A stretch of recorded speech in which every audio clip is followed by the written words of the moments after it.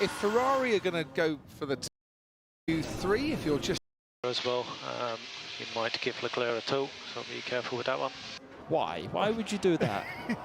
Well, it must be the most obvious strategy going, because everyone's picked up on it now. Paul, that's Carol Luce, the race engineer for Fernando Alonso.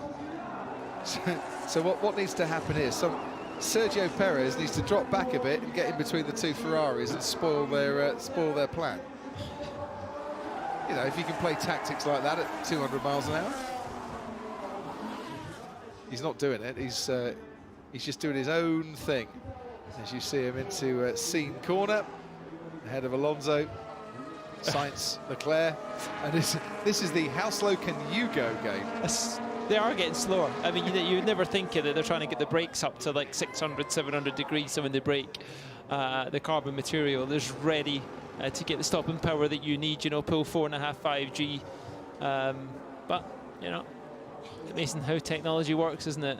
You put all that energy into the tires. You've got a lot of trust in your brakes as you barrel into turn one, which is what's turn one here? About 100 miles an hour from a speed of about 180, 185, maybe 190 in qualifying down that main straight. Used tyres then for this first run for Carlos Sainz, Fernando Alonso, Yuki Tsunoda, George Russell, Lewis Hamilton, and Lando Norris, which means there's only 4 out there. Perez, Verstappen, Leclerc, and Magnussen's not come out. Maybe the F1 director will be on this, but I would say, given how close Sainz is to that Alpha Tauri in front, I think when he gets down to turn 5 and turn 6, he will be going significantly slower. Well, just then he can help his teammate out of turn 6 into turn 7. Let's have a little look here. We're watching Carlos Sainz. He's gone for the monster, isn't he? So basically, he doesn't want to be interfering too much with his teammates' progress through this part of the track, through the corners. And now he'll slow down a little bit, and then it'll really help Carlos Sainz down the straight. Well, is he going to go for the slipstream on the second straight where you don't use DRS? Well, he's slowing down a little bit there, Paul. It's the second straight. Look, he's gone for the second straight, Crofty. He's gone for the straight with no DRS. But Leclerc's close enough to get a bit of a tow on that first part. You watch now. This is where he's going to back off. Yeah, look, he's going to accelerate now to give him an up through Scene corner into La Boussy. Oh, why don't we cut away? We wanted to see that. 2/10. Charles Leclerc was up on Max Verstappen through the first sector, and Sergio Perez. He's matched Perez through the middle sector. Forget about Carlos Sainz's lap for the time being, and he's going to start at the back of the grid anyway. It's not a massively quick mid-sector that Leclerc did there. For 27.8, Verstappen's done the mid-sector versus the 28.1 of Charles Leclerc, so the slipstream's not worked at the moment. It may work over the lap, but certainly not where the Ferrari wanted it with the intention. Leclerc is now ahead of Carlos Sainz, as you would expect, a 1:31.6 for Sergio Perez, and we're on board with the Ferrari of Charles Leclerc. Fernando Alonso goes 1.8 seconds slower than Sergio Perez. Yuki Tsunoda goes a couple of tenths slower than Fernando Alonso. Charles Leclerc will now cross the line and will take provisional pole from Sergio Perez by about 0.4 of a second. So all attention now turns to Max Verstappen, who was ahead in the middle sector of the Ferrari, and Verstappen crosses the line, can only go second fastest. But that's Ferrari with the tow, getting a lap time that's only 0.8 of a second quicker than Max Verstappen. Hamilton goes 4th fastest ahead of Fernando Alonso and then Yuki Tsunoda, and we look back to George Russell,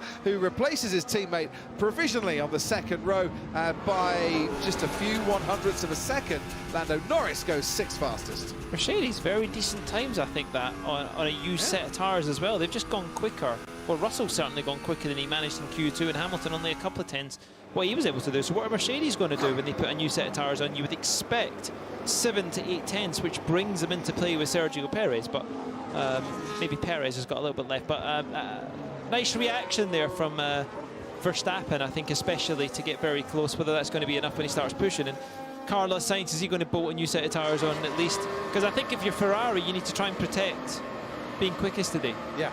And I think they've got to let Sainz go for that now. Well, the one thing Ferrari can do is an absolute repeat of the first part of Q3, because Carlos Sainz is going to start from the back of the grid. Although if Kevin Magnussen... Here's the slipstream coming up, yeah. So he's tows him all the way up through Cena, and I think he'll pull to the right at La Boussy. Yeah, I mean, that's absolutely spot on. It couldn't have been any better done, to be honest, from Carlos Sainz. Because it's flat through seam, that corner, the right-hander, then pulls to the right. Oh, it's almost like you told them what to do. They followed your instructions to the letter of the law there, PDR. Yeah, well, I mean, it's the only car they've got, and they've got to protect it. They've got to get this race under control if they can do it. You know, tactics are coming into this, and I think that's a clear indication that Ferrari are prepared to give up something to go forward. So if you're Haas, you're going to send out Kevin Magnussen here, because if Carlos Sainz doesn't set the lap time and Kevin Magnussen does, then Haas can start 19th and Sainz can start right at the back. But you know, sometimes when they don't do qualifying, I don't understand why they don't, especially when you can get a reference. It's another reference that you can go out there and do it. Yes, you're burning tyres up, but they don't need the soft tyres in the race, especially here. A lot going on around the car and a lot of running about at the moment. Oh, well, of course, it's all relaxed to the weekend, but it's in, get the car filled with fuel, enough fuel to go out and do what it's got to do. I would suspect around 7-8 kilos, possibly, to make sure you got enough at the end as well. Obviously, get another fresh set of tyres on.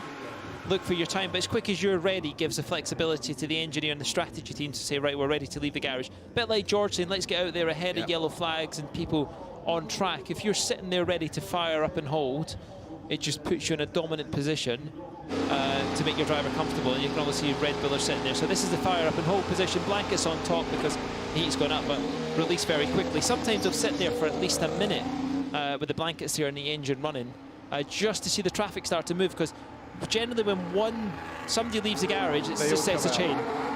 Chains on, Ted. Well, it beats gravel, but anyway, I don't think Kevin Magnussen. Oh, used tyres for Sainz. Yes, I think we knew that. New for Leclerc and new for all the others as well. I don't think Magnussen will go out to try and get the jump on Sainz where they are 19th and 20th, because Haas don't want to annoy Ferrari. Because they're their parent sort of suppliers with the engines, aren't they? I hadn't got my cynical hat on. Oh, well, I keep it in my pocket at all times. What a great lap from Lando Norris, actually, with this improved McLaren. It was a bit touch and go, wasn't it, to actually get into this Q3 session, but once he's got in there, Lando, very, very solid times, just a couple of tenths behind Hamilton at the moment, but clear of Alonso. And just to be sure, this is what McLaren want out of their weekend, to be ahead of Alonso in the Alpine at all times. We missed this, Crofty, and I'm a bit annoyed at myself, actually. The Magnussen Sainz, that moves Ricciardo up into the P9 top on the grid. P9, yes, you're right. So it moves him up very close to his teammate. So actually, it's not a bad day, is it? No. The thing is, he could have maybe been ahead of Tsunoda, maybe been ahead of Alonso I'm as well. not so sure they had Alonso. I think Alonso's got him covered, but certainly Tsunoda, I think he should have beat. Fernando Alonso, twice a French Grand Prix pole sitter in the past as well, back in the days when we were racing at Manicourt back in 2004 and 2005, where he actually won from pole that particular year, his championship winning year. And this the weekend where if he gets to the end of lap 3, he'll break the record for the most laps completed in Grand Prix racing. More of that to come. It's all about qualifying now.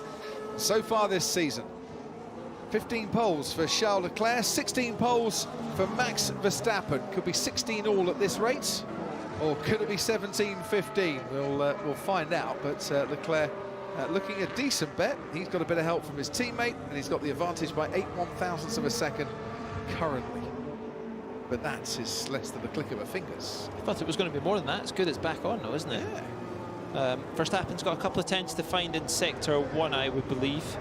That's where he was down on Leclerc, but obviously they're rapid in the mid-sector, the Red Bulls, where they've got that low downforce, and then it's can you make the tyre survive to the end of the lap. But I think if you're Verstappen's engineer coaching him, you're going to say if you could squeeze a tenth and a half out at max, that would help us, certainly in that, and then just do the same lap. If you're Leclerc's team, you're going to be saying, what can you do, certainly in the mid-chicane and the mid-sector, so turn 8 and 9, is there anything you can do to try and help that? And I think they're obviously going for the slipstream again.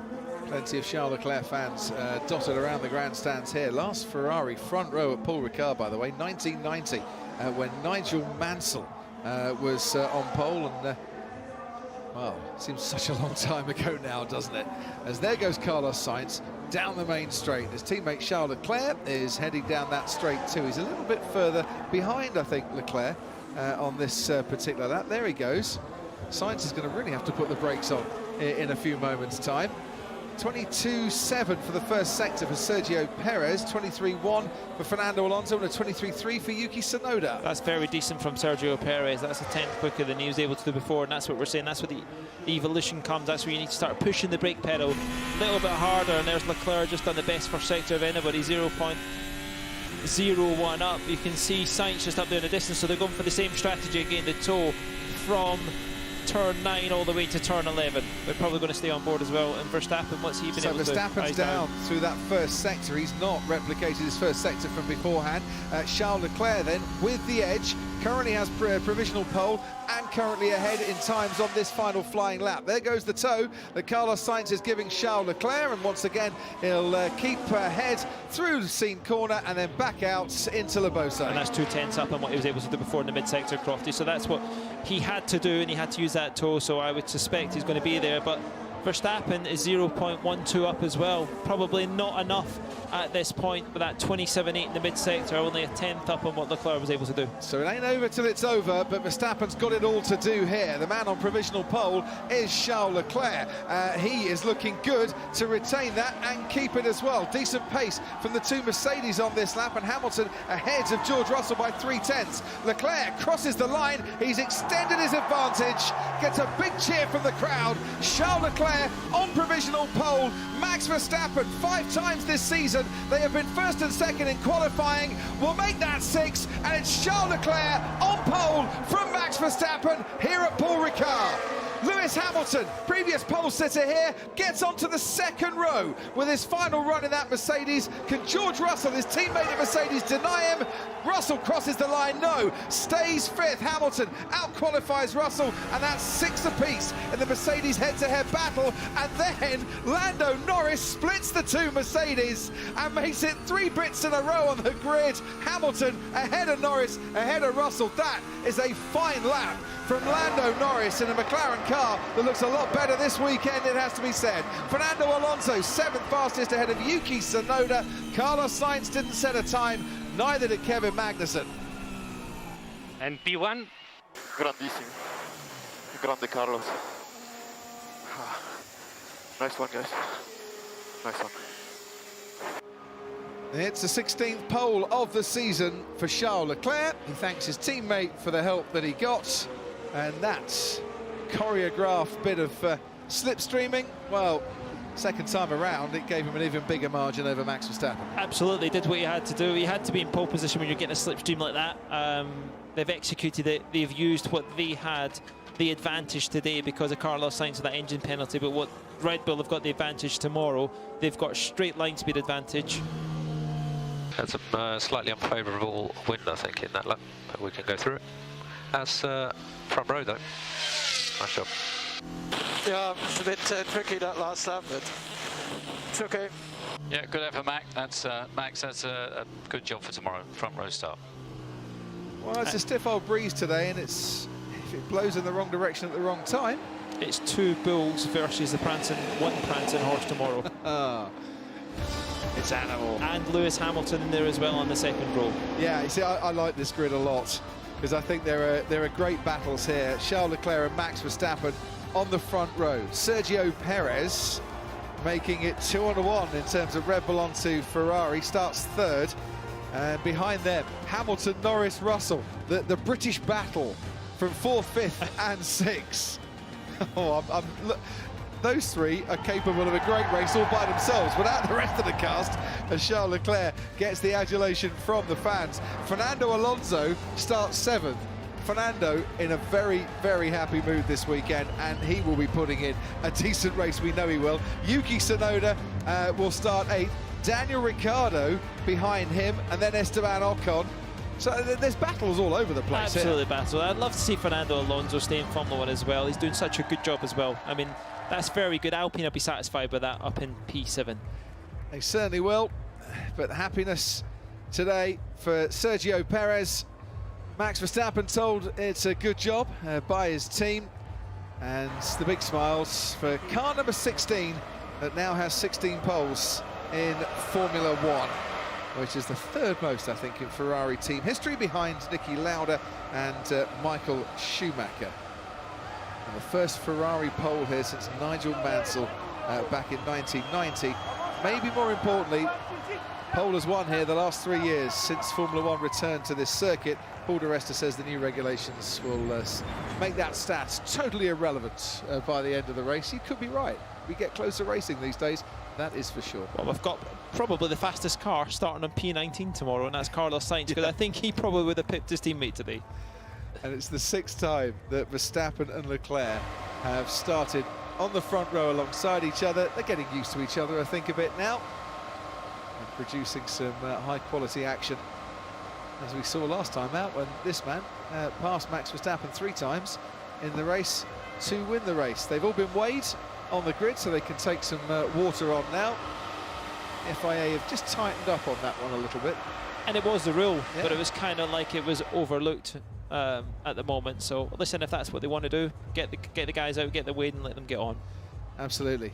Tell you what, shall we hear from the top 3? Johnny Herbert has made his way down onto the grid. Charles Leclerc, pole position. That looked like an absolutely brilliant lap. How was it for you? Your 16th career pole, your 7th this season. How you feeling? It's a great lap. I've struggled all weekend to put a lap together, and I managed to put it, but I have to say that I also had the help of Carlos, and that was an amazing teamwork, because without Carlos it would have been much more close. Yeah, huge thanks to Carlos, and I hope that he can join us back in the fight for the win tomorrow. Yeah, because it looked as if it was a threat from Red Bull. You thought that was going to be for them. Did you feel that way going into qualifying? Yes, but after Q1 we were I think I was very surprised by the pace we had. I mean, also in Q2 we were very strong. So somehow we managed to turn that around for qualifying, but it's a good surprise. It is. And what about tomorrow, the race? You've got the pole position. How does the car feel for the race itself? It feels good. It feels good. But again, it's difficult to understand what the Red Bull guys have done yesterday, because there was loads of difference in terms of lap time. So let's see how it goes tomorrow. And we've got a lovely French crowd here. Let's have a few words in French, please. Ouais, c'est juste. Ouais, c'est juste incroyable de voir autant de personnes pour le Grand Prix de France. En plus de ça, on est en pole position, donc j'espère que demain on réussira à ramener la victoire à la maison. Un grand merci à Carlos, parce que c'était vraiment un travail d'équipe pour cette qualif, et il m'a donné une inspiration exceptionnelle. Ça aurait été plus difficile sans ça, mais bon voilà, maintenant il faut finaliser tout ça demain, et on va travailler pour que ce soit le cas. Brilliant, well done. Charles Leclerc, pole position. Okay. Max, second. Bit disappointed, because it looked as if this was in the bag for you guys going into qualifying. How do you feel? What happened? Well, FP3 is not qualifying, clearly. But overall, I think, yeah, we were lacking a bit in qualifying, just general grip. So it was a bit more tricky than I think I would have hoped. But overall, I think we still have a decent race car. And hopefully, of course, tomorrow will come to our favor. I mean, we are quick on the straight, so hopefully we can use that tomorrow. So you're saying you're going to be more confident going into the race tomorrow, because you're going to it's going to suit it more? Well, we'll find out tomorrow. I mean, it's also going to be a bit warmer, but clearly they've been really quick again. Yeah, well, again, you've been second place, you're on the front row, you're going to have a good race tomorrow, I hope. Thank you. Good luck. Sergio, how you doing? Yeah. How are you feeling after that? Disappointed? Not quite what you expected? Because you look quite good going into qualifying. Yeah, it's been a good recovery. I've been nowhere the whole weekend, to be honest. I've been struggling a lot. I think probably has been my worst weekend up to qualifying, really. And finally we managed to recover well in quali. Okay, well, we know you race very, very well. Is that going to be where we're going to see Sergio Perez in a comfortable place come the race? Yeah, that definitely will be the target for tomorrow. Try to recover, try to beat those red cars. Yeah, it's going to be tough though, isn't it? They're looking very quick at Ferraris. They were very strong today, certainly. Yeah, we'll see you tomorrow. Well done. Thanks, Sergio. Formula One coverage on ESPN is presented exclusively by Mother's Polish.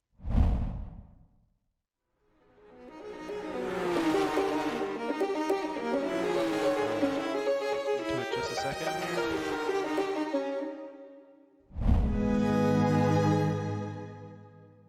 Welcome to Subway's biggest refresh yet. They're drafting 12 new subs for their all-new Subway Series menu. You've never seen subs like this before, Chuck. Meteoric meatiness and Chowtown cheesiness. Let's go to our panel for more appetizing analysis. The new monster. Into the preview. I know the race has started, and Just a little bit late here on a preview, but we're always going to do the preview, get our predictions in, and before we get a chance to watch the race. So French Grand Prix. All right. So before we get into the race, a little bit of race news. Massey has officially resigned from the FIA. Obviously, all the controversy last year. Mercedes looking for his head on a stake after after Max Verstappen was able to win the championship. Max had a great season. So we can't really blame Massey for how great Max was last year. I mean, Massey, I think I've said multiple times, is I feel like Massey's decisions throughout the season, only reason that Mercedes was in it even to begin with. He made a lot of decisions that definitely seemed to favor Mercedes. So why they wanted him out so bad, I can understand because he did cost Hamilton the championship. But again, he was the whole reason he was in it. So no love lost for me because again, I don't think he did a great job handling the season. But as you can see with number 3, we'll skip, or number 4, we'll skip right down to that. How much 2023 floor changes, there are teams fighting against the changes that are proposed. How much does Mercedes influence these decisions? Who knows? Because they're the only team that seemingly is going to really benefit from it, the two faster teams. Ferrari and Red Bull seem to be doing okay and aren't looking to make changes. So, how much does one team influence the FIA? Probably too much, in my opinion. And again, that goes back to last year in Massey and the way, Mercedes is penalized and, treated compared to the other teams. In other news, Herta racing for McLaren. He looked really, in some practice, he looked really fast. And does that spell the end of Ricardo? Will that mean that Ricardo's out and Herta's in starting next year? Probably not. Again, I'm a big Ricardo fan. I think he's a great driver, but it seems like he's kind of out of it this season. If you look at him compared to Norris, he's definitely not. Definitely doesn't have the same pace, and I don't think that's him specifically. It could be more going on. Could be his car. Could be his racing style versus the car. Be interesting to see if he ends up somewhere else, maybe replacing Zhou. With Bottas, we'll see what happens there. And in other news, Aston Martin looking for outside money. Mr. Stroll needs some help with the team financially. He's looking at Saudi money, but maybe this is a chance for Andretti to get in and take over a team. I doubt Stroll wants to give up control of the team, but Andretti's really looking for a way in, so it'll be interesting to see if anything happens there. I highly doubt it, but it's fun to kind of throw that out there. All right, again, the French Grand Prix, Paul Ricard, 2 DRS zones. There are 15 turns, and very interesting track if you watch qualifying, as you saw that we were not too long ago. Classic F1 track, lots of turns, lots of speed, great for these cars. So Leclerc is going to ended up on pole over Verstappen, followed by Perez, Hamilton, Norris, Russell, Alonso, Tsunoda, Ricardo, Ocon, Bottas, Vettel, Albon, Gasly, Stroll, Zhou, Schumacher, Latifi, Sainz, and Magnussen. Sainz and Magnussen starting at the end due to penalties. They knew right going in that they're going to start from the back. But the questions were, how much were they going to push? Was Kevin Magnussen only going to do one lap to make sure that he got into qualifying and then pull out? No, which didn't happen. He went right to Q3. Same with Sainz. The big question there was, is Ferrari going to push him, or are they going to save the engine? Will they push him and have him pull Leclerc around and give him the tow and make sure he gets that P1, and that's exactly what they did. We'll get into that a little bit later. And Latifi did end up with the worst time, qualified last essentially in Q1. Schumacher ended up in 17th. He was just above Latifi due to his time being eliminated from exceeding track limits. I didn't get a chance to watch the part where he went off. Gunter pushing, saying that he didn't feel like he was in the limits. I'll have to read more about what happened with that later on, but Mick would have made at least Q2 if it weren't for those track limits. His time being deleted. Ricardo also had a track time deleted, so maybe there's just again more issues of the race directors not communicating well to the racers. After last week or after last race, you think they would have gotten things figured out, but they didn't, obviously. The Mercedes going into Q2, Mercedes looked a little heavy and having some issues on the turns, but boy, they're still fast. They're easily going to make Q3. Ocon out Q2 for his home race with Kevin Magnussen pushing and getting right to the end there. I think Ocon's going to have a great race despite being out in Q2. A lot of traffic causing issues. Going back to Q1, Gasly, I think, would have made Q2 at least if it weren't for the issues with traffic. Again, also his home race, so it's sad to see them not being able to get to Q3 on their home race, but especially given at least with Ocon's car, him being able to get into Q3. Gasly's looked pretty fast all weekend, so him getting to Q3 would have not been a surprise either. All right, getting into Q3, Verstappen and Leclerc, the first gap that they had was 0.008 seconds. Even with Leclerc getting tow, looked like Max is fast, especially down the straights. They definitely found some speed there. But with the tow from Sainz, Leclerc and Verstappen not being able to pick up any more time, Leclerc did end up 0.3 seconds faster than Verstappen. He has had a great weekend altogether. The Ferraris are fast, it's great. Sainz looking incredibly fast as well. And it was most important to see them working together, working as a team. That's great for the sport. It's great for the team, great for both drivers, and it's fun. It's great to see that. If they had any issues, hopefully they're in the past, and this Ferrari combination will be able to go up against the Red Bull combination, going up against the Mercedes team. So it's great to see the teams having drivers that can battle and fight against each other. And it's just a lot of fun to see. And we'll get to my predictions, and then you can see here, I do have Leclerc winning the race. He's too fast. He's been great as of late. As long as Ferrari doesn't make any mistakes, I don't think Leclerc is going to make any mistakes, and it's going to be a great race for him. Verstappen's going to get second, Perez going to get third, and Hamilton's going to get fourth.